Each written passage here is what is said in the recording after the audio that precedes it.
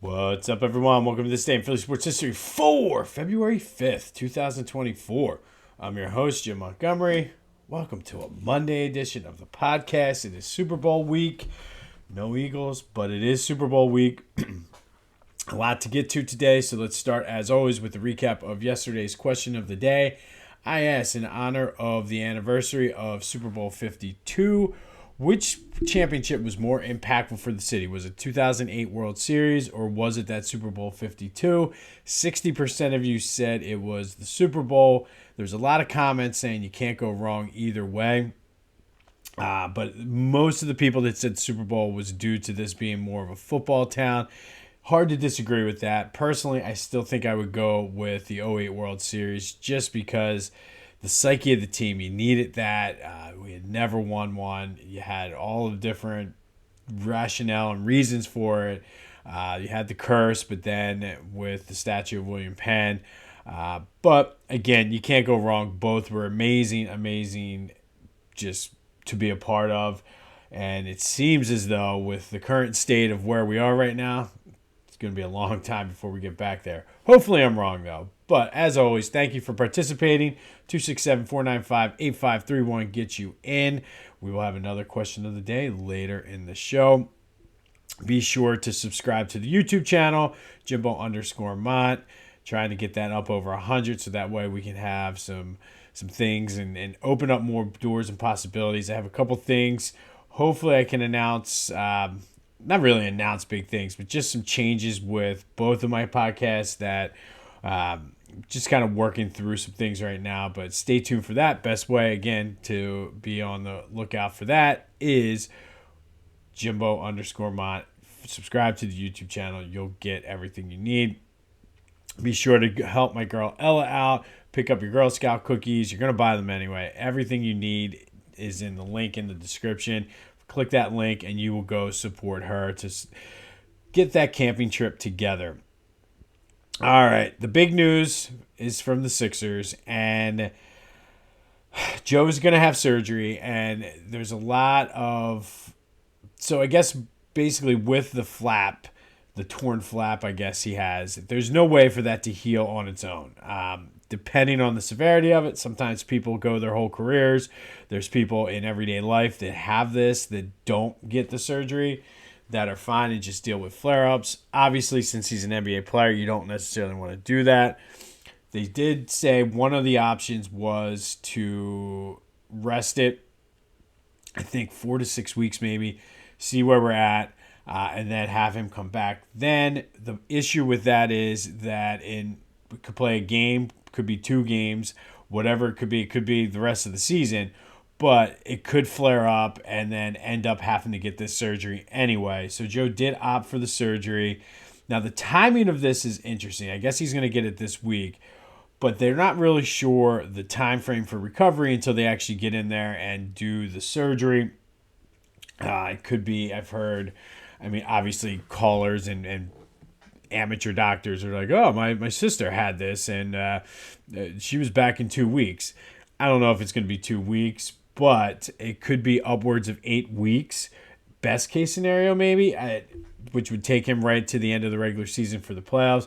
Worst case, it could be the end of the season. You just, again, don't know. A lot is determined upon whether or not he's going to be able to recover from that or how severe it is. Like, there's just so many variables. So we kind of are in limbo right now. We don't know what's going on. But the show must go on. They're in action tonight against the Mavs, so we'll see really what... Joe's not the only injury on this team, so they're definitely in a unique situation. The trade deadline is this week, so it really is putting the pressure on Daryl Morey and Elton Brand to figure out what they need to do. Do they go all in and get a superstar? Do they let this ride out and just see where they are and kind of tank and go in for next year? I don't know. I'm glad I don't have to make that decision. I said it before, and I even more so now with the uncertainty of Joe's injury. I would think if I was Daryl Morey, I'd want Joe to get the surgery first thing this morning. So they can see and get a sense at least a rough idea before the trade deadline where his recovery is going to be, but I haven't heard anything about when it's going to be scheduled for. But that is today's question of the day. I feel like this is like the third time we've asked this, but the circumstances keep changing. So, question of the day. Trade deadline is this week. What do you do if you're the Sixers? Do you trade? Do you stand pat? Do you try to bring in somebody? Who? Let me know. But that is the question of the day. 267-495-8531. Leave a voicemail. Send a text message. Let me know what you're thinking. What do the Sixers do? Do they stand pat? Do they bring somebody in? If they stand pat, that means they're really just rolling with what they got now and then looking forward to next year. Is there somebody out there that's available that would be a needle mover right now? I'm not seeing it. I know there is a lot of different rumors, and then people are like, oh, go after him. But it all depends really on who's available and what they're ready to give up. And I don't know. I kind of feel going into the draft with where they are and not knowing what Joe is, my gut is telling me stand pat, run it out. I mean, you got Tobias, who's going to be a free agent. Maybe something clicks with him and he's playing out there for a contract. Hope that the other guys get healthy and Nick Nurse can really maximize. And it's been hard because everybody's been injured. But let me know. 267-495-8531. Get you in on the voice and text line. Not really much going on in the world of the Flyers. Obviously, the Carter Hart thing, they return to action tomorrow. We are 10 days from pitchers and catchers reporting, or from the first workout, 9 days until they report. But there's some rumors out there, but nothing really substantiated that the Phillies might be interested in Cody Bellinger. I don't know his contract situation, and again, at this point, it's just rumors. But I don't know. I kind of like rolling with Rojas, but we'll see. I mean, again, this is all just rumors. I do think they're going to make a move, and I'd rather see them make a move for a pitcher, but that's me. We do have some World Cup news. World Cup is coming to the United States. Actually, it's coming to North America in 2026, but Philly is one of the venues that will be hosting some World Cup games. It was announced yesterday that the link will be holding 6 games, 5 group stage games, and 1 round of 16 game. The round of 16 game, I believe it is on the 4th of July on the 250th anniversary of the country. Can only hope that quite possibly the Americans are playing and they would let them play in Philly that day, which would be pretty cool. But other than that, it was a pretty quiet, and we're entering that time of the year where it's really just, it's quiet. I mean, last year we had the hype of the Super Bowl and everything like that. Things are starting to die down with the Eagles, and the new league year doesn't start till mid-March. So as things kind of quiet down, we're hopefully the Phillies can bring us some hope. That's really the key right there. And if you really do believe in the Phillies, get a Believe shirt. Believe that it can happen. Believe that you can get the 19-inch pythons like Johan Rojas. If you haven't seen what I'm talking about yet, search Johan Rojas working out. You'll see his arms, but then you'll see the Believe shirt that he has. Do you believe the Sixers can put together some magic under Nick Nurse while Joe recovers from the injury? Best way to support is get that Believe shirt from PhillyGoat.com. Check out their selection of canvas loafer shoes. I'll get it out. They're incredible. Match them with the shirt. I'm telling you, everybody's going to be wearing them at the Shore this year. So go to PhillyGoat.com. Use the promo code Jim Montgomery at checkout for 10% off your orders. That's PhillyGoat.com. Promo code Jim Montgomery for 10% off of your order. All right, today we're going to hop in the way back time machine and go all the way back to 1880. And on this day, February 5th in 1880, the National League voted the Worcester Ruby Legs into the league, a.k.a. the Worcesters or the Worcester Brown Stockings, which they were also known. You're probably wondering, why are we talking about a team in Worcester, Massachusetts? on a Philly sports-based podcast. Well, the Ruby Legs were out of the league 2 years later due to poor attendance. Al Reach, yes, that Al Reach from Reach Sporting Goods we've talked about a couple times over the past couple months. He bought the spot from the National League, and in 1883, Philadelphia was awarded an expansion franchise, and the Philadelphia Quakers began play. Philadelphia Quakers, but the Phillies, much like the Worcesters, they would call them by the nickname sometimes, and that's where the Phillies nickname came from. So they were the Philadelphia Phillies because they were from Philly, but they began as the Quakers. Reach was the president of the Phillies from 1883 to 1899. He played for the Philadelphia Athletics, so very big impact and influence on Philadelphia baseball was Al Reach. And contrary to popular belief, because of the way the Phillies came in, some people think, oh, well, the Worcester Ruby Legs just moved to Philly, and that is not the case. They are two separate franchises. The Worcester Ruby Legs ceased to exist, and Al Reach just bought their spot in the National League. So they're two separate franchises. No players from the 1882 Ruby Red Legs Ruby Red Legs, Worcester Ruby Legs, I'll get it, came to play for the 1883 Phillies. So they were a completely separate team. But on this day in 1880, everything was set in motion for the debut of the Phillies when the Ruby Legs took a spot into the National League. The Ruby Legs would only last 2 years due to poor attendance, and ultimately the right to the franchise was bought by Al Reach, the same guy from Reach Sporting Goods, and he brought the Philadelphia Quakers, a.k.a. the Phillies, into the National League in 1883, and the rest, as they say, is history. But that happened on this day in 1880. So there is some tie between the Worcester Ruby Legs and the Philadelphia Phillies, but they are separate franchises. Finally, today, let's look at our Philly Sports Black History Spotlight. And today, we're going to spotlight Emlyn Tunnell. The Gremlin, as he was called, is from Garrett Hill in Delaware County and went to Radnor High School.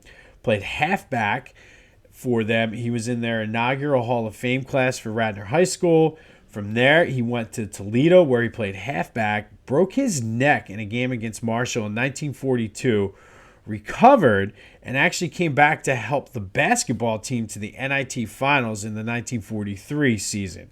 The 42-43 season. So he was able to battle back from breaking his neck to help lead the basketball team to the NIT Finals.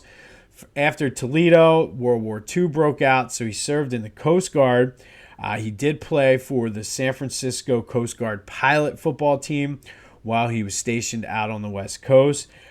He did, over the course of his term, this guy is just amazing. During the course of his serving in the Coast Guard, he was able to save two shipmates on two separate occasions.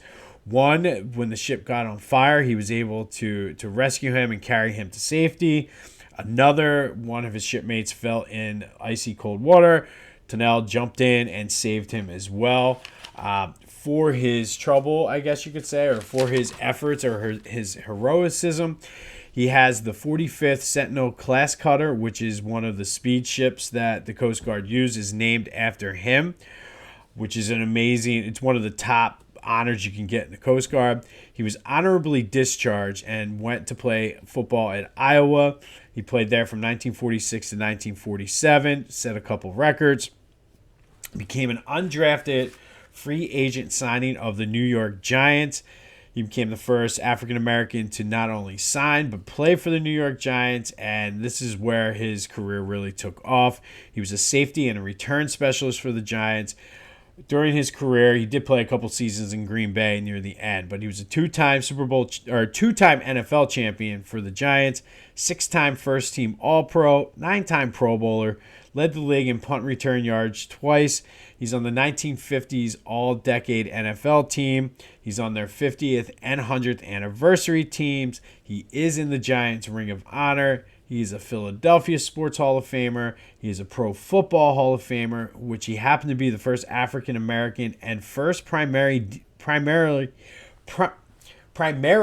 defensive back to be inducted into the Pro Football Hall of Fame. He is the Giants' all-time interception leader with 79. He is ranked number 2 in the NFL for that. The NFL Network, when they did their 100 greatest players, ranked Tennell 79th on their list. He's widely considered the second greatest Giant behind Lawrence Taylor. After he's done playing, he was a scout for the Giants and the Packers, was a special assistant coach, and then the defensive back coach for the Giants for a few years before finally retiring. Probably one of those guys, again, that you've never heard of, but between being a great player at Radnor, overcoming adversity in Toledo, coming back from a broken neck and leading the basketball team to the NIT finals, serving in the Coast Guard, saving 2 of his shipmates, going to Iowa, and then just becoming one of the best to ever play in the NFL.